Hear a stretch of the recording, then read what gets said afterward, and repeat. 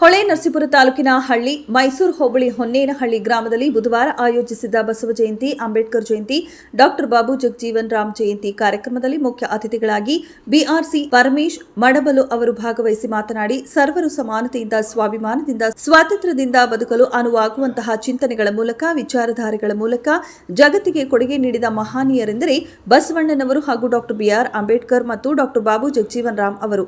ಸಮಾಜದಲ್ಲಿ ಶೋಷಿತರ, ಹಿಂದುಳಿದವರ, ಅಸಹಾಯಕರ ಶ್ರೇಯೋಭಿವೃದ್ಧಿಗೆ ಮತ್ತು ಸಮಾಜದಲ್ಲಿನ ಮೂಢನಂಬಿಕೆ, ಕಂದಾಚಾರ, ಶೋಷಣೆಯನ್ನ ತೊಲಗಿಸಲು ಬಸವಣ್ಣನವರು ಅನುಭವ ಮಂಟಪದ ಮೂಲಕ ಡಾಕ್ಟರ್ ಬಿಆರ್ ಅಂಬೇಡ್ಕರ್ ಮತ್ತು ಅವರು ರಚಿಸಿದ ಲಿಖಿತ ಸಂವಿಧಾನ ಮೂಲಕ ಮತ್ತು ಡಾಕ್ಟರ್ ಜಗಜೀವನ್ ರಾಮ್ ಅವರ ತಮ್ಮ ಆದರ್ಶಮಯ ಸೇವಾ ಜೀವನದ ಮೂಲಕ ನಮಗೆಲ್ಲ ತಿಳಿಸಿಕೊಟ್ಟಿದ್ದಾರೆ.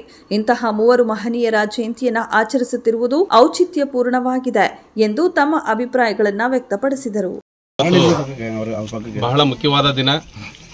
ಇಲ್ಲಿ ಸೇರಿರ್ತಕ್ಕಂಥ ಎಲ್ಲ ವಿವಿಧ ಸಂಘ ಸಂಸ್ಥೆಗಳ ಮುಖ್ಯಸ್ಥರೇ, ಅಧ್ಯಕ್ಷರೇ, ಪದಾಧಿಕಾರಿಗಳೇ, ಮಾಧ್ಯಮ ಮಿತ್ರರೇ, ಎಲ್ಲ ಬಂಧು ಭಗಿನಿಯರೇ, ಬಹಳ ಮುಖ್ಯವಾಗಿ ಇವತ್ತು ಏಪ್ರಿಲ್ 30ನೇ ತಾರೀಕು ವಿಶ್ವಗುರು ಬಸವಣ್ಣನವರ ಜನ್ಮ ಜಯಂತಿಯನ್ನು ಇವತ್ತು ಇಡೀ ನಾಡಿನೆಲ್ಲೆಡೆ ಆಚರಿಸ್ತಾ ಇದ್ದೀವಿ. ಅದೇ ರೀತಿ ಇವತ್ತು ಈ ಸ್ಥಳದಲ್ಲಿ ಬಾಬಾ ಸಾಹೇಬ್ ಅಂಬೇಡ್ಕರ್ ಅವರು ಮತ್ತು ಬಾಬು ಜಗಜೀವನ್ ರಾಮ್ರವರು ಮತ್ತು ವಿಶ್ವಗುರು ಬಸವಣ್ಣನವರ ಮೂವರು ಮಹನೀಯರ ಜಯಂತಿಯನ್ನು ಆಚರಿಸ್ತಾ ಇರ್ತಕ್ಕಂಥದ್ದು ಒಂದು ಸ್ತುತ್ಯಾರ್ಹ ಅಂತೇಳಿ ನಾನು ಭಾವಿಸಿದ್ದೀನಿ.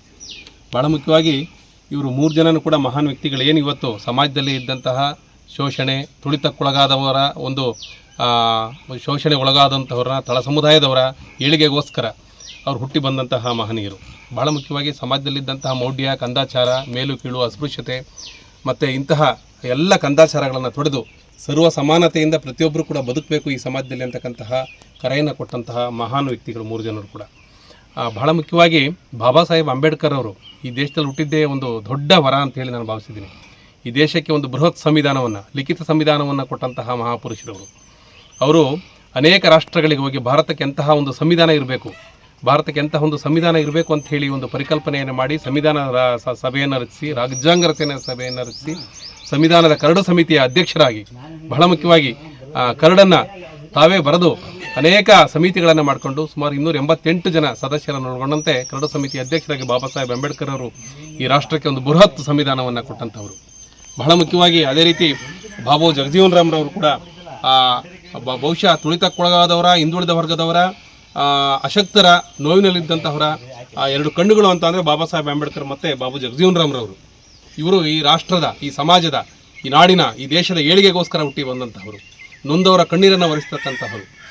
ಎಲ್ಲಿ ಅಸಮಾನತೆ ಇತ್ತು ಅಲ್ಲಿ ಸಮಾನತೆಯಿಂದ ಬದುಕಬೇಕು ಅಂತಕ್ಕಂತಹ ಹೋರಾಟದಿಂದ ಸಮಾನತೆಯಿಂದ ಬದುಕಬೇಕು ಅಂತಕ್ಕಂತಹ ಏನು ತತ್ವವನ್ನು ಜನಸಾಮಾನ್ಯರಲ್ಲಿ ಮೂಡಿಸಿದಂಥವರು. ಅವರು ಕೂಡ 1809ರಲ್ಲಿ ಜನಿಸಿದಂಥವರು. ಸುಮಾರು 78 ವರ್ಷ ಬದುಕಿದಂಥವ್ರು ಇವರು. ಯಾರು? ಬಾಬು ಜಗಜೀವನ್ ರಾಮ್ರವರು. ಅಂಬೇಡ್ಕರ್ ಇವರು ಜಗಜ್ಯೋತಿ ಬಸವಣ್ಣವರು ಕೂಡ 62-63 ವರ್ಷ ಬದುಕಿದಂಥವರು. ಅವರು ಕೂಡ ಸುಮಾರು 65 ವರ್ಷ ಬದುಕಿದಂಥವರು. ಯಾರು? ನಮ್ಮ ಅಂಬೇಡ್ಕರ್ ಅವರು. ಅಂಬೇಡ್ಕರ್ 1891ರಿಂದ 1956ವರೆಗೂ ಕೂಡ ಅವರು ಬದುಕಿದಂಥವರು. ಸುಮಾರು 65 ವರ್ಷ ಬದುಕಿದಂಥವರು ಬಾಬಾ ಸಾಹೇಬ್ ಅಂಬೇಡ್ಕರ್ ಅವರು. ಈ 3 ಮಹನೀಯರ ಕೊಡುಗೆಗಳು ಏನಪ್ಪ ಅಂತಂದರೆ, ಸಮಾಜದಲ್ಲಿ ಹುಟ್ಟು ಕುಲದಿಂದ ನಾವು ಯಾರನ್ನು ಕೂಡ ಇದು ಮಾಡಬಾರ್ದು, ಎಲ್ಲ ಅವರವರ ಸಾಧನೆಯಿಂದ ನಾವು ಅಳಿಬೇಕು. ಮತ್ತು ಎಲ್ಲ ಧರ್ಮದವರು, ಎಲ್ಲ ವರ್ಗದವರು, ಎಲ್ಲ ಸಮುದಾಯದವರು ಕೂಡ ಸಾಮರಸ್ಯದಿಂದ ಬದುಕಬೇಕು, ವಿಶ್ವಶಾಂತಿಯಿಂದ ಬದುಕಬೇಕು ಅಂತಹ ಒಂದು ತತ್ವ ಸಂದೇಶವನ್ನು ಈ ಪ್ರಪಂಚಕ್ಕೆ ಕೊಟ್ಟಂತಹವರು.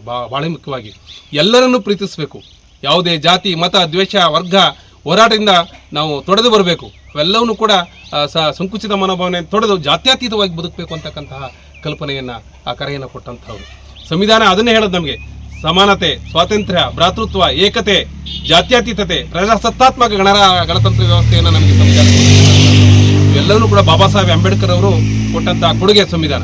ಜೊತೆಗೆ ನಮ್ಮ ಏನು ಜಗಜ್ಯೋತಿ ಬಸವೇಶ್ವರರು ಕೂಡ ಅವರು ಒಂದು ವಚನದಲ್ಲಿ ಹೀಗೆ ಹೇಳ್ತಾರೆ: ಕಲಬೇಡ, ಕೊಲಬೇಡ, ಉಸಿಯ ನುಡಿಯಲು ಬೇಡ, ತನ್ನ ಬಣ್ಣಿಸಬೇಡ, ಇದಿರು ಅಳಿಯಲು ಬೇಡ, ಇದೇ ಅಂತರಂಗ ಶುದ್ಧಿ, ಇದೇ ಬಹಿರಂಗ ಶುದ್ಧಿ, ಇಡೇ ಕೂಡಲ ಸಂಗಮ ಶರಣರಿಗೊಳಿಸುವ ಪರಿ ಅಂತ ಹೇಳ್ತಾರೆ. ಅಂದರೆ ಕಲಬೇಡ ಅಂದರೆ ಯಾರನ್ನೂ ಕೂಡ ಕೊಲ್ಲಿಕ್ಕೆ ಹೋಗಬೇಡ, ಕಲಬೇಡ, ಕೊಲಬೇಡ, ಕೊಲ್ಲಿಕ್ಕೆ ಹೋಗಬೇಡ, ಕಲಬೇಡ, ಕಳ್ಳತನ ಮಾಡಬೇಡ, ಇದಿರೆ ಅಳಿಯಲು ಬೇಡ, ತನ್ನನ್ನು ತಾನು ಉಗುಳ್ಕೋಬೇಡ, ತನ್ನ ಬಣ್ಣಿಸಬೇಡ, ತನ್ನನ್ನು ತಾನು ಉಗುಳ್ಕೋಬೇಡ, ಮತ್ತೊಬ್ಬರನ್ನ ಹೀಯಾಳಿಸಬೇಡ, ಮತ್ತೊಬ್ಬರನ್ನ ಮೂದಿರಿಸಬೇಡ, ಎಲ್ಲರನ್ನು ಸಮಾನವಾಗಿ ಪ್ರೀತಿಯಿಂದ, ಸ್ನೇಹದಿಂದ ಕಾಣ್ತಕ್ಕಂಥದ್ದೇ ಈ ಮಾನವ ಕುಲ ಅಂತ ಹೇಳಿ ಬಸವಣ್ಣನವರು ಭಾಳ ಚಂದ ಹೇಳ್ತಾರೆ.